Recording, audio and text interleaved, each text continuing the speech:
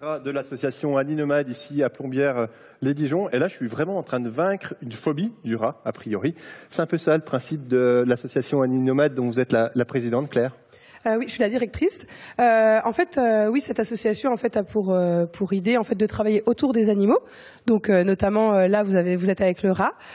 Sur cette association, il y a beaucoup d'animaux. Il y en a 80 en tout, donc des lapins aux cochons d'Inde, en passant par les chiens, les chevaux et d'autres animaux. Alors là, on en a quelques-uns autour de nous.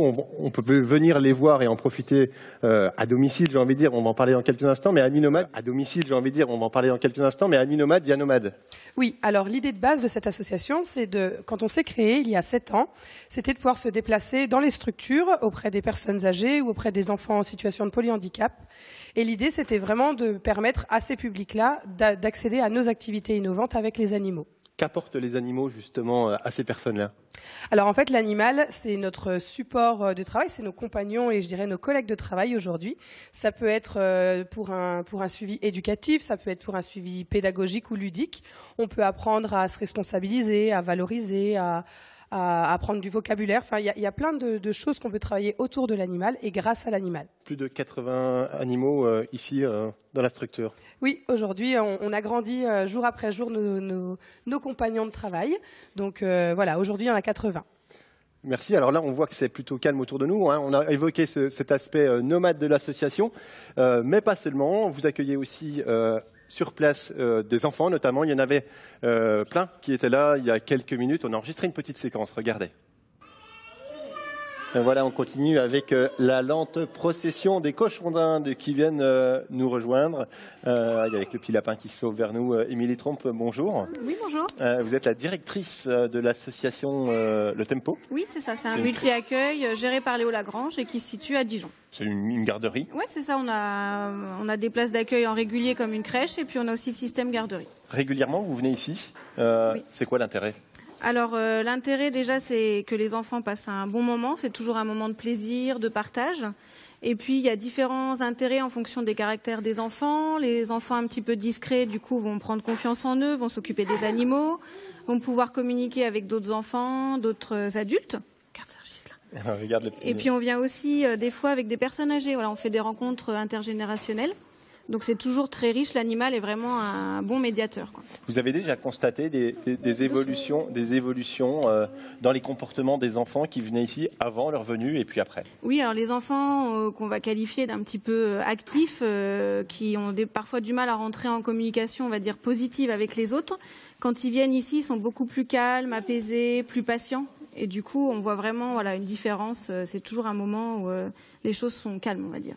Cette relation avec l'animal, vous travaillez avec eux avant de venir ou c'est vraiment vous laissez l'instinct faire? Voilà, on laisse l'instinct faire, mais on leur dit on va voir les animaux Animomade et comme ils savent, généralement, ils sont tout contents, ils savent bien ce qui va se passer. Il y a un peu tout comme animaux, il y a des perruches, il y a des lapins évidemment, des écureuils.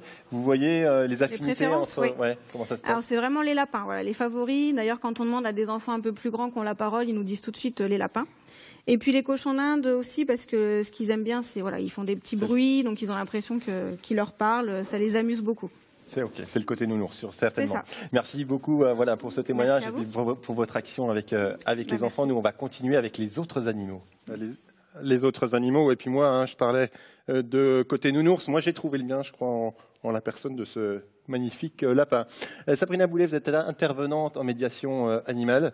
Moi, je crois que je connais la réponse. Qu'est-ce que ça apporte aux gens de câliner, de caresser comme ça? Comment on sait ce que ça procure?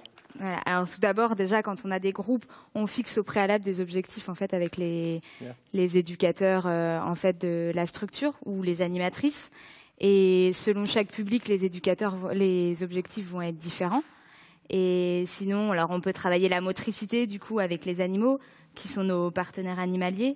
La motricité, par exemple, en caressant, rien que le fait de voilà, caresser, en ça caressant, fait travailler. en donnant à manger, du coup on peut faire ça avec les personnes âgées, mais aussi avec les enfants.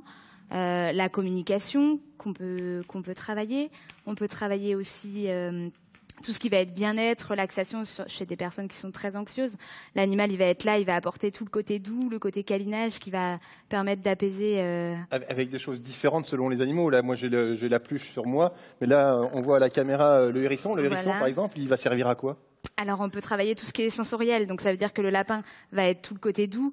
Le hérisson, on va travailler le côté plus piquant, le caresser, ça donne une autre texture et c'est hyper intéressant. La poule aussi, on a des poules qui ont du poil et qui sont aussi douces, mais qui apportent aussi une autre vision de la poule aux personnes. Et tous les animaux qu'on voit, on voit la perruche, on voit le lapin, tous ces animaux-là, vous les emmenez dans les différentes structures, même les oiseaux? Tous les animaux viennent avec nous, on les éduque au préalable à s'entendre entre eux et à respecter du coup l'humain. Et ils se déplacent tous avec nous. Et ils s'entendent moyennement les uns avec les autres des fois, ça peut piquer un petit peu. Yago est le petit dernier qui est arrivé et du coup, il faut qu'il fasse sa petite place aussi avec les autres.